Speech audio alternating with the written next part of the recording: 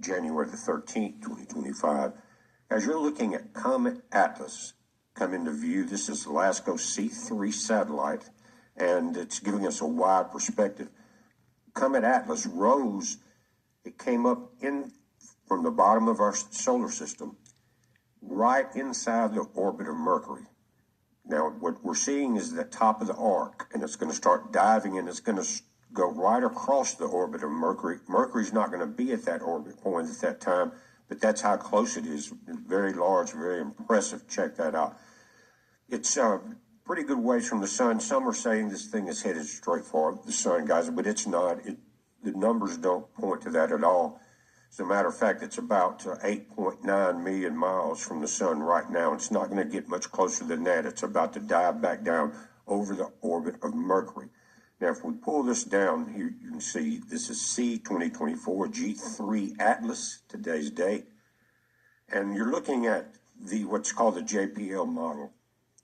Let me adjust this. Now, here's Earth in the blue line. Then you've got Mars behind it and the sun. What I want to do is give you an Earth-facing perspective of this white orbit, again, of Atlas.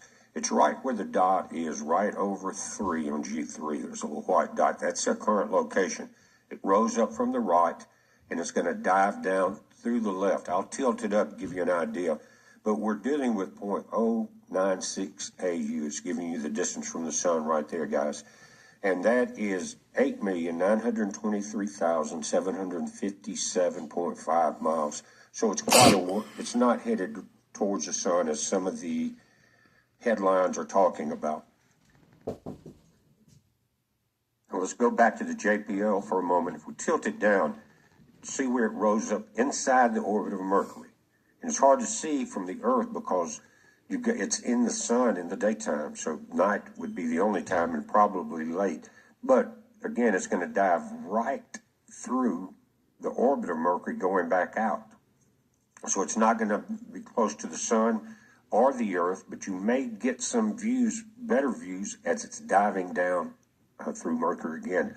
We're looking at now satellite images. Best we've seen so far. There's some light smoke drifting, some residual, but there's nothing major showing up. And they're turning more to, you're seeing the food and water stations, clothing stations, things like that to help people. And there's a lot of people that are getting help. But it's so much damage. And this is a helicopter view that's along the beach there. And everywhere you look, there's a lot of damage. And you can see where it came down basically out of the mountains and swept across the Palisades, and the Eaton fire is there, but they're saying the Eaton fire here is only 33% contained.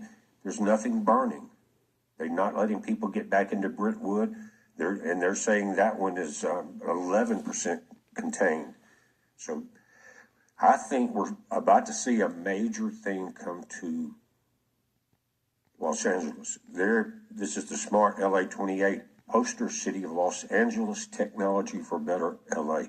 Now, actually, next year, 2026, you've got the World FIFA Games. Then 2027, you have the Super Bowl.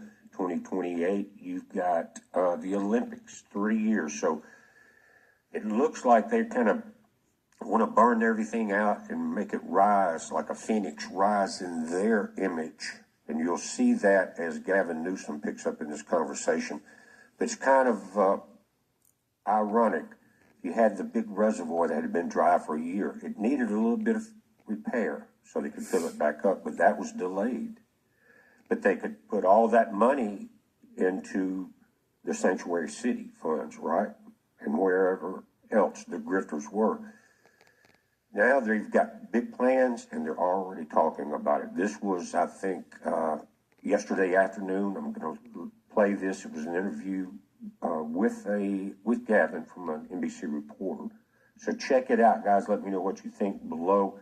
This is going to have to be watched because you've got a lot of snakes in the grass. They are now in the ashes. It's a heads up, guys. Be safe.